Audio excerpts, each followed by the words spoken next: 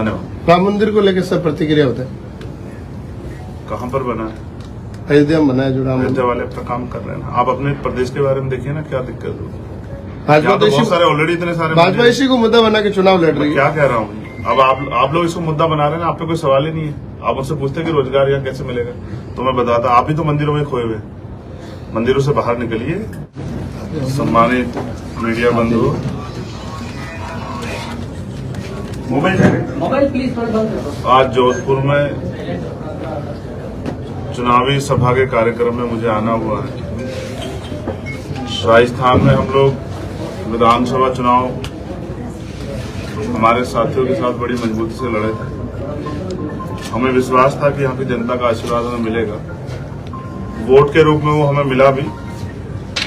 हमारे अलायंस को लगभग 14.5 लाख वोट मिला, लेकिन वो परिणाम के रूप में बहुत अच्छा सीटों के रूप में नहीं बन पाया। तो हम अपनी विधानसभा वाइज जो कमियां रही उसको सुधारने के लिए हमने 3 महीने फिर जो है एक्सरसाइज की, और अब 4 प्रत्याशी हमारे लोकसभा के यहाँ लड़ रहे हैं। जहां हम हैं जोधपुर में, वहां से आनंद चौहान जी, जो भी आर्मी के बहुत सीनियर नेता रहे, जिन्होंने जमीन पे लंबे समय काम किया, वो अब लोकसभा के प्रत्याशी आजाद समाज पार्टी से। बाड़मेर जैसलमेर से प्रभुराम जी, जो विधानसभा चुनाव भी लड़े थे, और अजमेर से जितेंद्र कुमार बहुत जी, टोंक सवाई माधोपुर से अजय मीना जी, और अजय मीना जी अभी जेल में हैं क्योंकि यहाँ की सरकार ने नॉमिनेशन के बाद उन पे झूठा मुकदमा लगा के उनको जेल में ठूस दिया। यही लोकतंत्र की दुहाई देने वाली जो यहाँ स्टेट की सरकार है, ये उसका सच है। इन्होंने बहुत तमाम वादे किए, लोगों को गुमराह किया, उसके बाद ये सत्ता में आए, और जब से ये लोग सत्ता में आए किस तरह से ये जनता के हितों की अनदेखी कर रहे हैं, ये भी किसी से छिपा नहीं। तो हमारे दलों से चुने व्यक्ति जनता की सेवा के लिए 24 घंटे 7 दिन लगातार मेहनत करेंगे। और आनंद जी लंबे समय से इस क्षेत्र में काम कर रहे हैं, उन्होंने यहाँ बहुत जन सेवा की है। 24 घंटे 7 दिन जिस तरह से एक सिपाही बॉर्डर की सेवा करता है, उस तरह से वो यहाँ सेवा करते हैं। आज पार्टी के वरिष्ठ नेतागण मेरे साथ हैं। मुझे ऐसा विश्वास है कि जोधपुर की जनता उनको आशीर्वाद देगी, और बाकी जो सीटें हैं उन पर भी हम लोग प्रयास करेंगे कि उनके चुनाव भी मजबूती से आगे बढ़े। अभी आपका कोई सवाल हो तो आप मुझे बता सकते हैं। सम्मानित काशीराम जी के सपनों को साकार कर रहे हैं आप लोग। मैक्सिमम सिद्धांतों को उन्हीं के अपना रहे हैं। कोई उनके जैसा तो नहीं हो सकता है, लेकिन उन्हीं के विचार को लेकर आगे बढ़ 3-4 ये एक बड़ी उपलब्धि है जो शायद ही जो है आर्थिक रूप से इतने कमजोर लोगों के किसी दल को इतनी तेजी से मिली।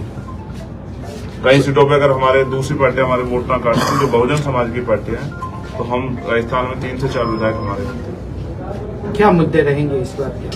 मैंने आपको मुद्दे बता दिए। रोजगार, अच्छे स्कूल, अच्छे कॉलेज, यूनिवर्सिटियां, अच्छे स्पोर्ट कॉलेज, ग्रामीण क्षेत्रों की प्रतिभाओं को आगे निखारने के लिए बहुत अच्छे इंतजाम अवसर और अच्छे हॉस्पिटल, तमाम तरह की जो है उस तरह की व्यवस्था है जिससे जनता को सुख सुविधा मिले और कानून व्यवस्था बहुत अच्छी। यही हमारे सर, विधानसभा में आपको कितना प्रतिशत मत मिला? विधानसभा में हमें 2.25% से ज्यादा वोट मिला था, और ठीक 2% ज्यादा वोट मिला था, और हमारे अलायंस को लगभग 14.5 लाख वोट मिले थे। नहीं, लगभग अब लोकसभा के अंदर क्या रोल रहेगा पार्टी का? जहां जहां भाजपा और कांग्रेस की टक्कर है वहीं पर आपके प्रत्याशी खड़े, अन्य जैसे 25 सीट 25 जगह पर आपके प्रत्याशी खड़े नहीं है। ये बड़ा चुनाव है, इसमें बहुत पैसे लगते हैं, तो प्रत्याशी को बहुत हिम्मत जुटानी पड़ रही है। हमें कोई करोड़पति तो फंडिंग नहीं करता है, जैसे मीडिया को भी बहुत सारे जो है ऐड मिलते हैं अपना रोजगार चलाने के लिए। हमें कोई रोजगार चलाने, हमें अपना काम करने के लिए सिर्फ जनता का समर्थन मिलता है, जनता का जो सहयोग है वो मिलता है। अब आपको पता होगा कहाँ उनकी टक्कर है, आप पे ज्यादा खबर होगी। हमें तो पता है कि जनता जिसको वोट देगी वो जीतेगा। भाजपा राम के नाम का दुरुपयोग कर रही है, अब क्या करना चाहिए? नहीं, मुझे कुछ नहीं कहना, मैं तो उनकी तानाशाही देख ही रहा हूँ किस तरह से हमारे प्रत्याशी को। अगर हमारे प्रत्याशी मजबूत ना होते तो क्या उनको जेल भेजा जाता? नॉमिनेशन के बाद उनको जेल भेजा गया, इससे स्पष्ट होता है कि वो हमसे डरे। एक चंद्रप्रदा है कांग्रेस के नेता, उनका एक बयान आया है जिसमें आज ही बयान आया है जिसमें वो विरासत टैक्स की बात कर रहे हैं। यानी कि अगर व्यक्ति की मौत हो जाती है, अमेरिका में ऐसा नियम है कि 55% सरकार के पास चला जाता है और 45% उस व्यक्ति की संतान के पास आता है। विरासत कर का भारत में कोई प्रावधान नहीं है, लेकिन अब जो जिस तरीके का माहौल चल रहा है उसमें ये बयान आना एक क्या रिएक्शन रहेगा? आपको मुझे समझना पड़ेगा कि कानून जो है वो बोलने से नहीं बनते, वो पार्लियामेंट में बनते हैं। तो उनकी पार्टी को लंबे समय तक मौका मिला, उनको बनाना चाहिए था। अब दोबारा उनको अगर मौका मिलेगा, जनता देगी तो दोबारा मिलेगा। लंबे समय कांग्रेस का शासन राजस्थान में भी रहा और मैंने देखा किस तरह की कठिनाइयों का सामना मुझे कई बार आना पड़ा। इस बार तो मैं अपने व्यक्तिगत चुनाव में होने के कारण नहीं आ पाया, लेकिन अब जो है, क्योंकि दूसरे फेज में आपका चुनाव था, पहले फेज में मेरा चुनाव खत्म हुआ है, तो आने वाली जो बाकी से लोकसभा का जो चुनाव है 5 चरण, उनमें भी हम लोग अपनी पार्टी को लड़ा है। धन्यवाद। राम मंदिर को लेकर सब प्रतिक्रिया होता है, कहाँ पर बना है? अयोध्या में बना है जो राम अयोध्या मंदिर। वाले अपना काम कर रहे हैं ना। आप अपने प्रदेश के बारे में देखिए ना, क्या दिक्कत हो। भाजपा यहाँ तो तो बहुत सारे ऑलरेडी इतने सारे भाजपा इसी को मुद्दा बना के चुनाव लड़ रही मैं है। क्या कह रहा हूँ, अब आप लोग इसको मुद्दा बना रहे हैं ना, आप पे कोई सवाल ही नहीं है। आप मुझसे पूछते हैं कि रोजगार यहाँ कैसे मिलेगा, तो मैं बताता, आप ही तो मंदिरों में खोए हुए।